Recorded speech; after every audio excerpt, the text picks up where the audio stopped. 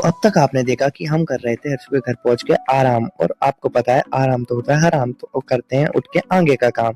तो उठते ही आगे हम चल दिए हर्षू के ये घर पे को, कि वहीं उसकी गाड़ी रखी थी, तो गाड़ी उठाने के लिए चल दिए, थोड़ा घर मोड़ में सैर करी और पानी पी के वहां से भी निकल पड़े।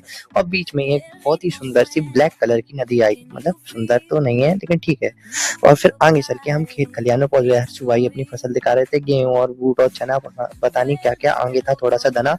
फिर हमने होले तोड़ने की प्रक्रिया चालू करी। हर्षू के मामा जी होले तोड़ने लग गए, और हर्षू भाई भी वहीं घूम फिर रहे थे और थैला मटका रहे थे, देखो। और उतने में फिर मैंने भी सोची थोड़ा जीवन में संघर्ष मुझे भी कर ही लेना चाहिए, तो मैंने भी थोड़े बहुत होले तोड़ दिए। और फिर उनको लेके हम चल पड़े घर की ओर। और फिर हमारे चुके घर पे पहुंच गए, धनिया लेके, थोड़ा सा धनिया था वो भी ले आए, और होलो को भी घर पे डाल दिया। और फिर उन्हें सेकने की प्रक्रिया चालू हो गई। वो दिखा नहीं सकता क्योंकि कैमरे में रिकॉर्ड ही नहीं करी। फिर हर्षू भाई ने एक अच्छे संस्कारी बेटे की तरह घर का झाड़ू लगा दिया, और फिर थोड़ी देर में मुझे सिकी हुई बालू को छील के खिला दिया, और वो भी मैंने खा ली।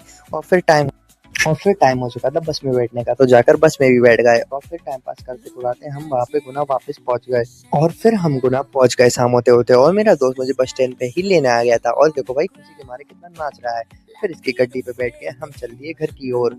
और घर के पहुंचकर हमने बताऊं हमारे दोस्त को भी बाय किया, और उसने भी हमें बाय किया, और फिर हमने घर का गेट खोल दिया और हम घर के अंदर चले गए।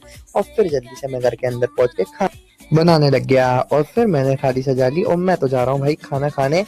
और तुम लोग भी सब्सक्राइब करे बिना कहीं मत जाना।